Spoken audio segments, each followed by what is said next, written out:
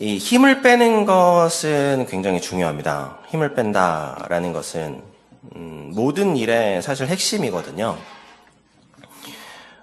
지금 동계올림픽이 진행되고 있죠. 근데 올림픽 스포츠에서 가장 중요한 것은 뭐라고 이야기를 하냐면 힘을 빼는 것. 이것이 제일 중요하다 이야기를 합니다. 격투기 예전에 어떤 격투기 선수가 나와서 이야기하는데도 그런 얘기를 하더라고요. 힘을 주고 주먹을 휘두르면 KO를 시킬 수가 없다. 이런 이야기를 해요. 그래서 힘을 빼고 주먹을 날려야지 그 상대방에게 정확한 타격과 충격이 전달된다. 이런 이야기를 합니다. 힘을 빼라는 거죠. 인테리어, 지금 교회 인테리어 했잖아요. 인테리어 실장님이 저한테 처음에부터 마지막까지 똑같이 했던 말이 뭐냐면, 저는 평소와 같이 작업을 할 겁니다. 잘하려고 하지 않을 겁니다. 이런 이야기를 하는 거예요. 잘하려고 하지 않을 거라고. 잘해야 될 텐데 라는 생각을 했지만, 근데 그 말이 똑같은 말이죠. 이제 힘 빼고 원래대로 자신의 가지고 있는 원래 실력을 잘 발휘해서 인테리어를 잘 해드리겠습니다. 이 말을 계속 한 거죠. 마인드셋입니다. 계속해서 내가 내 마음을 내려놓고 힘을 빼고 내가 한 일들을 잘 감당하는 것, 이것이 모든 일의 핵심이다. 신앙도 마찬가지입니다. 내 힘을 빼는 것, 내 힘이 빠져야지 하나님 안에서 온전하게 살아갈 수 있습니다. 말씀이 그래야 들리고요.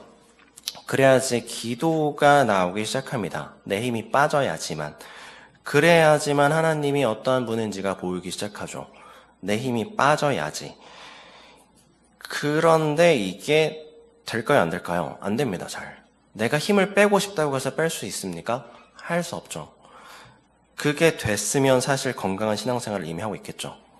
유연하게 모든 상황을 잘 대처하면서 신앙생활을 하는데 아무런 문제가 없을 겁니다. 그런데 그것이 내 의지로 할 수 있는 것이 아니기 때문에 우리는 하나님께서 은혜를 베푸십니다. 어떤 은혜를 베푸시느냐? 내 힘을 빠질 수 있는 자리로 하나님께서 인도하시죠.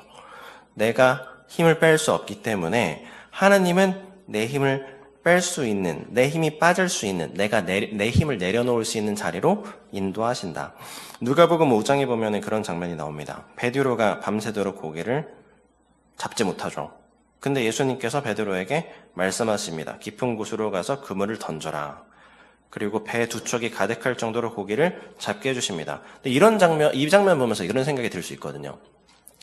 예수님께서 밤새도록 고기를 미리 좀 잡게 해주시고 즐거운 마음으로 나와서 예수님 말씀 듣게 해주셨으면 더 좋지 않았을까? 라는 생각이 들죠. 근데 그렇게 하지 않으신 이유는 무엇이냐? 밤새도록 베드로가 가지고 있는 힘을 빼게 한 거죠. 힘을 내려놓게 하신 것입니다. 왜 그렇게 했느냐? 그 힘이 빠져야지 예수님께서 하시는 말씀이 들리기 때문이다. 그래서 어떤 그 목사님이 설교 때 이런 말씀 하시더라고요. 하나님도 대단하시지. 밤새도록 물고기를 한 마리도 못 잡게 하시도록 물고기 다 쫓아내신 거 아니냐. 그러니까 어부인데, 그래도 명색이 어부인데 밤새도록 어떻게 그물을 던졌는데 한 마리도 못 잡게 하시냐. 하나님도 대단하시지. 뭐 이런 얘기를 하시는데 그런 겁니다. 밤새도록 그 고기를 잡지 못하게 하셔서 베드로의 힘을 빠지게 하셨다. 왜 그랬냐면 물고기를 잡는 것은 사실 베드로의 삶에 그렇게 중요한 것이 아니었기 때문에 도구였습니다. 하나님 말씀을 듣게 하시기 위한 도구에 불과했다. 물고기를 잡는 것은. 그래서 예수님의 말씀이 베드로에게 온전히 들리게 되자 베드로는 물고기가 아무것도 아닌 것이 되어지죠. 실제로. 붙잡아야 할 것은 내가 물고기가 아니었구나. 나 예수님을 붙잡아야 되는구나. 이것을 깨닫게 됩니다. 그래서 그 자리에서 물고기 잡은 것 다 내려놓고 예수님을 따라가게 되었다라는 것입니다. 오늘 본문도 마찬가지죠. 다윗이 힘이 빠지다 못해서 탈진할 지경입니다. 근데 이게 힘이 안 빠지면요. 그러니까 내 힘이 안 빠진다. 내가 힘이 막 들어가 있다. 경직돼 있다. 내가 그렇게 살아간다는 것은 또 어떤 위험이 있냐면 그렇게 살아가면 죄를 짓게 돼 있습니다. 내 고집과 내 아집과 나의 혈기와 나의 교만과 나의 능력을 붙들고 살아간다. 그러면은 이제 죄로 넘어지게 돼 있거든요. 다윗의 문제가 뭐였냐? 다윗이 아들한테 왕의 자리를 뺏겼습니다. 그러면 우리가 이제 고민해 볼 것이 생각해 볼 것이 무엇이냐면, 그럼 왕권이 넘어갔느냐? 왕권은 넘어가지 않았습니다. 이스라엘이라는 나라의 왕권은 누구에게 있었을까요? 처음부터 하나님께 있었거든요. 처음부터. 다윗에게 있었던 적도 없습니다. 근데 다윗이 왕의 자리에 오르자 하나님의 왕권이 자기의 것처럼 느껴진 거죠. 그렇기 때문에 죄를 지은 겁니다. 그래서 하나님께서 다윗을 끌어내리십니다. 하나님을 볼 수 있는 자리로 인도하셨다라는 것이죠. 베드로, 아까 전에 잠깐 이야기했지만 베드로가 밤새도록 고기를 많이 잡았다. 말씀이 들렸을까요? 모르긴 모르지만 안 들렸을 확률이 굉장히 높습니다. 이게 내 일이 잘 된다. 문제가 뭐냐면 이게 잘 되면 내가 잘해서 잘 됐다고 생각합니다. 하나님의 주권이 내 것처럼 느껴지게 되어진다는 것이죠. 그래서 힘이 더 들어갑니다. 일이 잘 되면. 신명기 8장에 보면 하나님께서 이스라엘 백성들에게 경고의 말씀을 하시거든요. 근데 만나를 매일 주신 이유에 대해서 뭐라고 먼저 말씀을 하시냐면, 내 조상들도 알지 못하던 만나를 광야에서 내게 먹이셨나니 이는 너를 낮추시며 너를 시험하사 마침내 내게 복을 주려 하심이었느니라. 그러면서 17절에 뭐라고 말씀하시냐면, 그러나 내가 마음에 이르기를 내 능력과 내 손의 힘으로 내가 이 재물을 얻었다 말할 것이라. 그러니까 너희들이 스스로 가나안 땅에 들어가서 이 모든 것이 내 힘과 나의 능력으로 이 재물을 얻게 되었다, 이렇게 말하게 될 것이다. 그러니까 너희들이 어떻게 해야 되냐면 18절에, 신명기 8장 18절에 내 하나님 여호와를 기억하라, 이렇게 말씀하시거든요. 너희 하나님을 기억하라. 너네 분명히 너의 스스로의 힘으로 했다고 착각할 텐데 너의 힘으로 하지 않았고 하나님께서 하셨음을 기억하라, 이것을 말씀을 하시죠. 기억했을까요? 못했을까요? 기억 못합니다. 기억 못하죠. 계속 기억하지 못하자 넘어지죠. 죄를 짓습니다. 그때마다 치십니다. 계속 하나님께서. 잘 되고 부강해질 때마다, 부유해질 때마다 이스라엘 백성들이 계속해서 넘어지거든요. 근데 계속해서 그럴 때마다 하나님께서 그들을 끌어내리셨다. 요한계시록 3장에 보면 라오디게아 교회가 나오거든요. 근데 거기에 뭐라고 말씀하시냐면, 내가 말하기를 나는 부자나 부요하여 부족한 것이 없다 하나. 라오디게아가 어떤 도시였냐면 부자 동네였습니다. 부유한 도시였습니다. 교회 자체도 부유했거든요. 그러자 이들이 스스로 생각을 한 거죠. 나는 부자라, 부요하다, 부족한 것이 없다, 이렇게 이야기합니다. 근데 예수님께서 그들을 향해서 뭐라고 말씀하시냐면, 내 곤고한 것과 기근한 것과 가난한 것과 눈먼 것과 벌거벗은 것을 알지 못하는도다. 한마디로 너희 영적으로 눈이 멀었다, 이렇게 이야기하시죠. 그러면서 실제로 뭐라고 말씀하시냐면, 그 라오디게아 교회를 향해서 너네들 뜨뜻미지근한 교회다, 이렇게 이야기합니다. 뜨뜻미지근. 뜨겁지도 차갑지도 않은 뜨뜻미지근한 교회, 이렇게 말씀을 하시죠. 성경을 좀 읽으신 분들은 아실 만한 말씀이 여기 나오거든요. 요한계시록 3장 20절 말씀인데, 볼지어다 내가 문 밖에 서서 두드리노니 누구든지 내 음성을 듣고 문을 열면 내가 그에게로 들어가 그와 더불어 먹고 그는 나와 더불어 먹으리라. 예수님께서 문 밖에서 두드리시면 문 열어줄 때에 내가 너희와 함께 먹고 마실 것이다. 은혜가 되는 말씀인데, 이게 라오디게아 교회한테 하신 말씀이거든요. 무슨 말이냐면 라오디게아 교회 안에는 예수님이 존재하지 않았다는 거죠. 문 밖에 서 계셨다는 겁니다. 그러니까 그들이 스스로 나는 부요한 자, 나는 부족함이 없는 자, 없는 교회라고 생각하고 그들이 뜨뜻미지근한 신앙으로 살아가자 그들의 교회 안에는 예수님이 계시지 않았다. 문 밖에 예수님이 서 계셨다라고 말씀을 하고 계신다. 내가 좀 먹고 살만하다. 예수님을 붙들지 않는 정도가 아니고요. 우리의 삶의 영역에서 벗어날 수 있다. 이것을 우리가 기억해야 된다라는 것이죠. 버스를 타면요, 버스 탈 때 손잡이를 다 잡으시죠. 근데 그 균형 감각이 좋은 사람들이 이런 장난을 하거든요. 난 손잡이를 잡지 않아도 버스에서 넘어지지 않을 수 있어 라고 생각하고 이렇게 자세를 잡습니다. 실제로 넘어지지 않죠. 근데 그 사람이 넘어지지 않을 수 있는 이유는 그 사람이 균형 감각이 좋아서일까요? 버스 기사님이 운전을 천천히 하시기 때문입니다. 브레이크 한번 밟으면 넘어지게 되어 있습니다. 손잡이를 붙들게 되어 있다. 그러니까 하나님께서 좋게 말씀하실 때 하나님을 붙드시기를 축복합니다. 그렇다면 우리가 잘 사는 건 포기해야 됩니까? 잘 사는 걸 포기하라는 건 아닙니다. 뭐 이렇게 제가 원하는 걸 성취하면은 안 될까요? 성취하셔도 됩니다. 성취하셔도 되죠. 실제로 그 성경 속에서도 부유한 사람들이 많이 등장을 하거든요.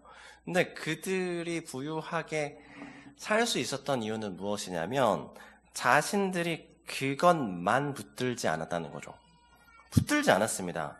그들이 누리고 살 수 있었던 이유는 그들이 하나님을 붙들었다. 라는 것입니다. 동시에 또 그런 생각이 들 수도 있죠. 저는 이미 뭘 붙들 수 있는 힘이 없는데요. 전 이미 힘이 없습니다. 그런데 여전히 하나님이 보이지 않습니다. 하나님 말씀도 들리지 않습니다. 라는 생각이 들 수도 있죠.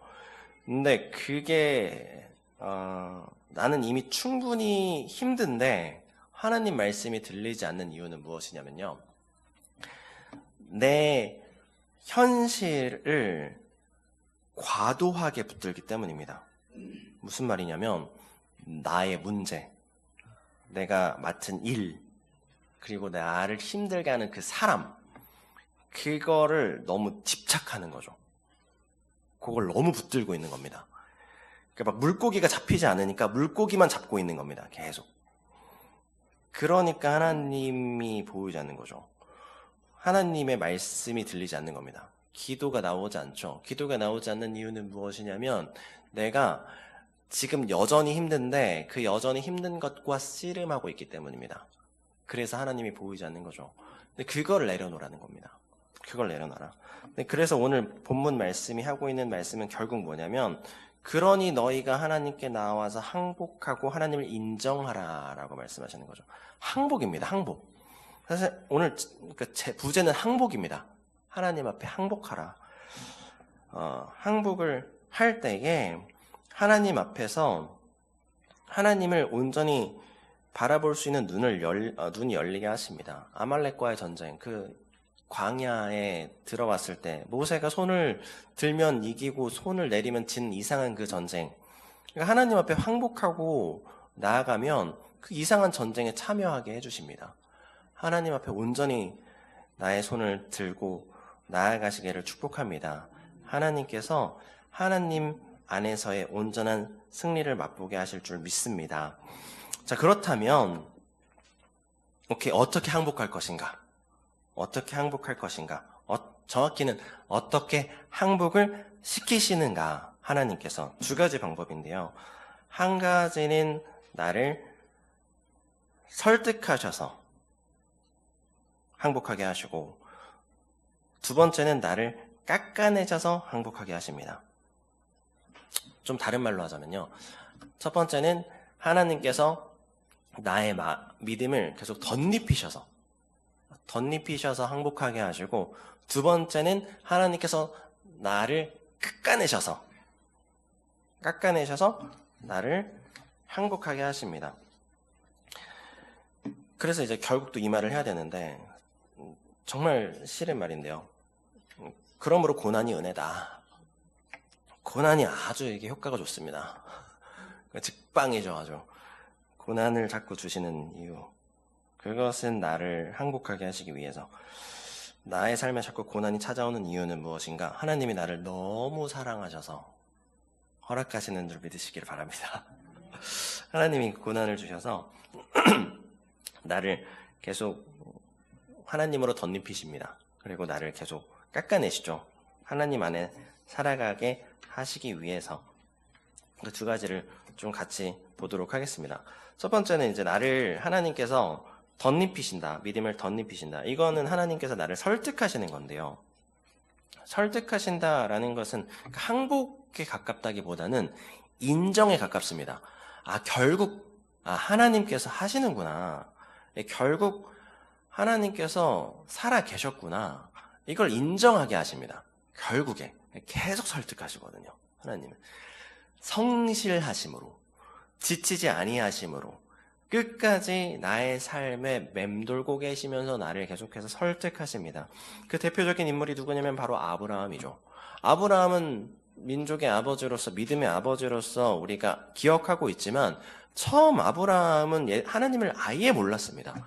하나님이라는 존재를 모르는 사람이었거든요.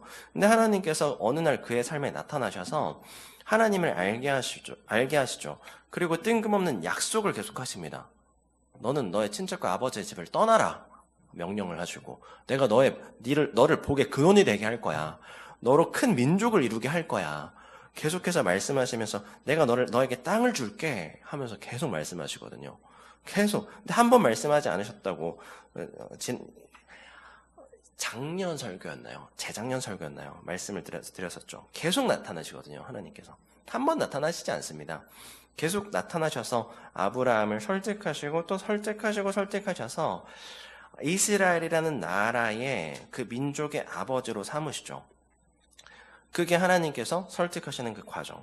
야곱도 마찬가지입니다. 아브라함의 아들이었던 야곱, 진짜 고집쟁이였죠. 완전 고집쟁이입니다. 이 사람을 하나님께서 먼저 택하셨거든요.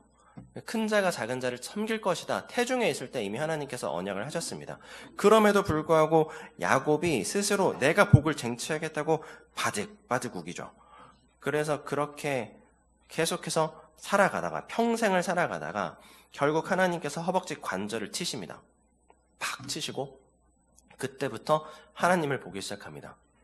사람을 보지 않고 애서를 보지 않고 삶의 환경 가운데 두려움 가운데 사로잡히지 않고 그때부터는 하나님을 바라보기 시작하죠. 삶의 태도가 그때부터 달라집니다. 야곱이.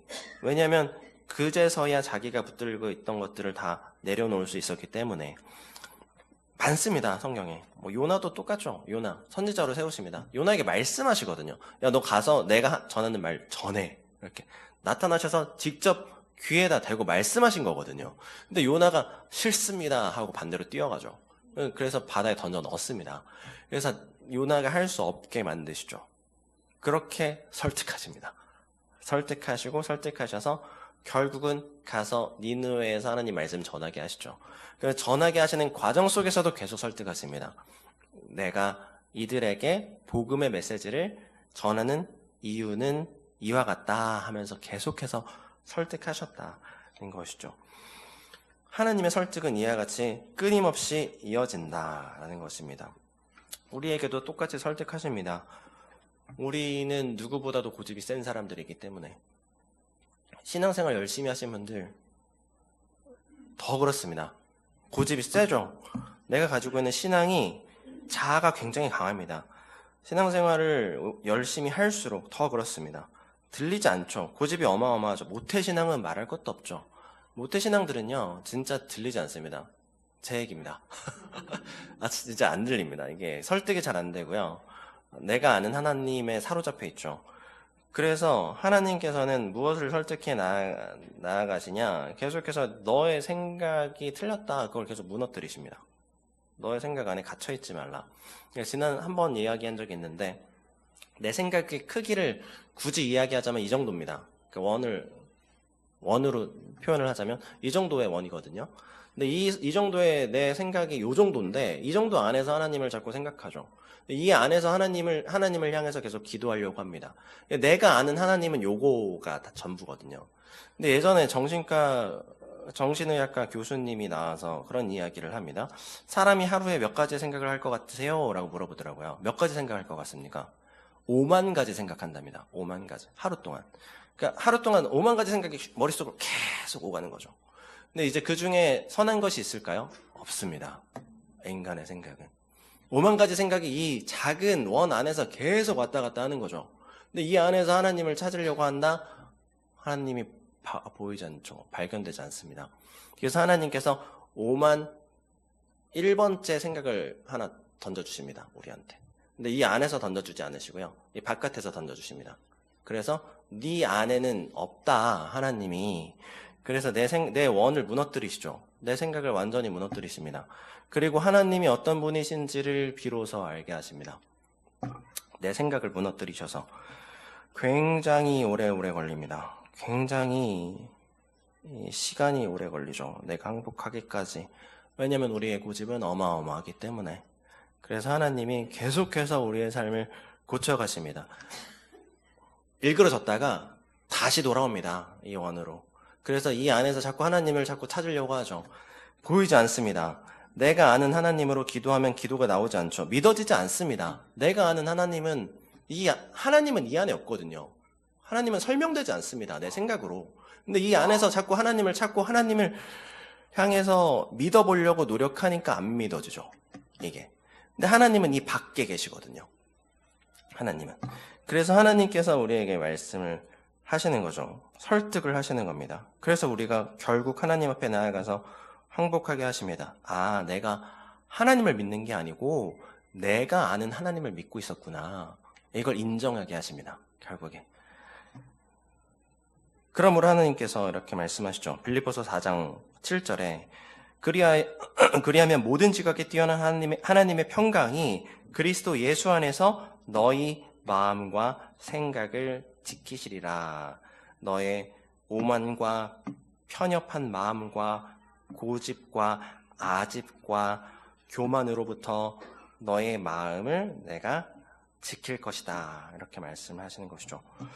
하나님께서 나의 삶을 계속 설득하심을 나의 마음으로 인정하시길 바랍니다. 눈을 여시길 바랍니다.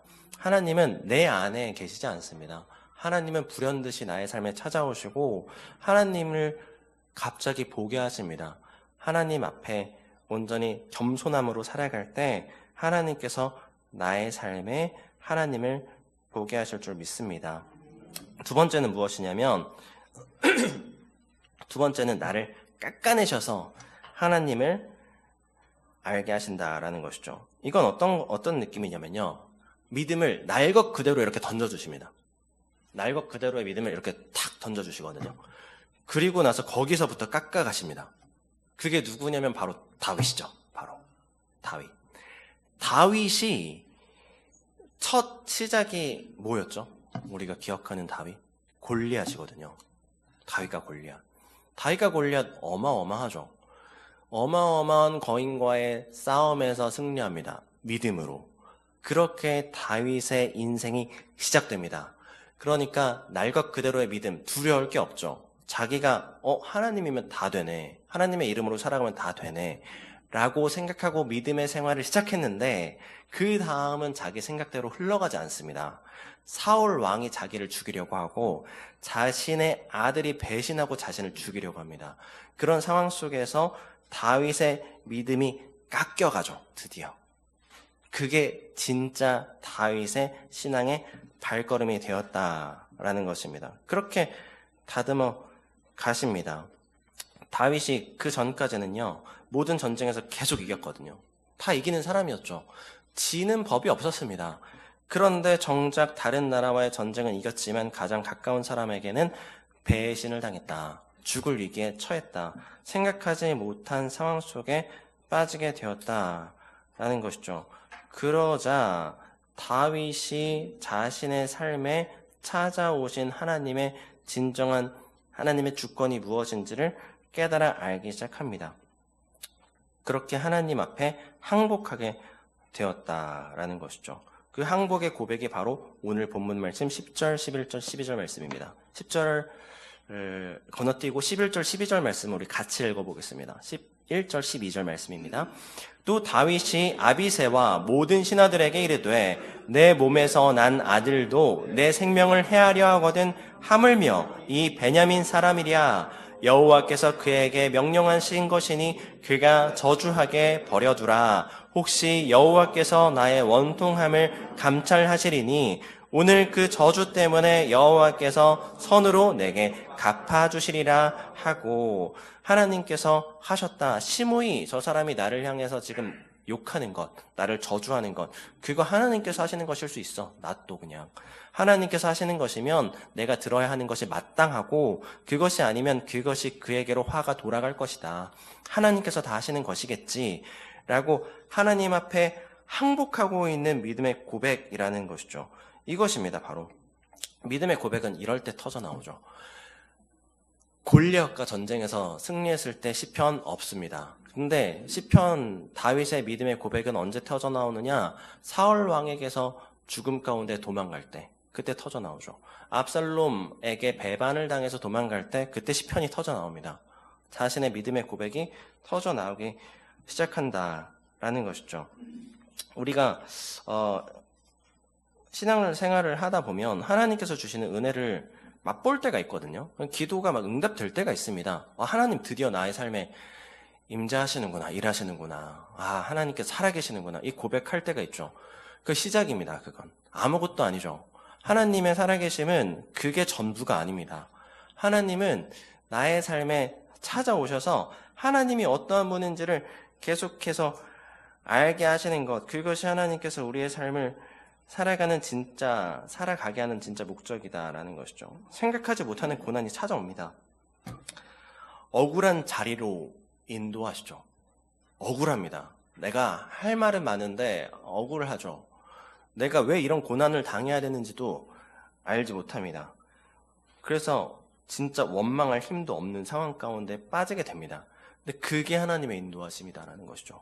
그게 하나님의 은혜라는 것입니다. 그러므로 억울한 일을 당했다. 기뻐하시기를 축복합니다. 내가 고난에 빠졌습니다. 고난을 당했고 나 지금까지 하나님 안에서 하나님 말씀 잘 듣고 예배 잘 드리고 신앙생활 열심히 해서 뭐 하나 빠진 것 없는 인생이라고 생각하고 하는 일마다 다 잘 듣는데요. 근데 지금 고난 왜 당하는지 도대체 모르겠는데요. 하나님이 일하시는 겁니다.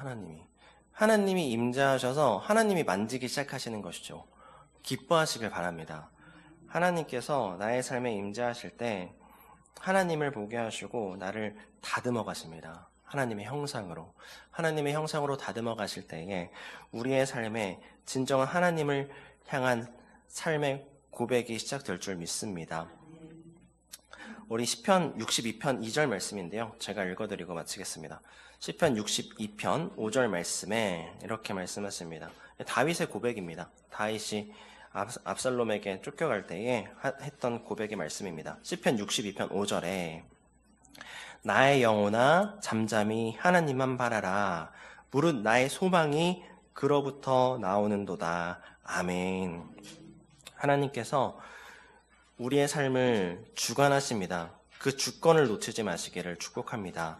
하나님만을 바라보며 하나님으로부터 나오는 진짜 소망을 발견할 때 하나님께서 진정한 승리의 영광의 자리에 동참하게 하실 줄 믿습니다.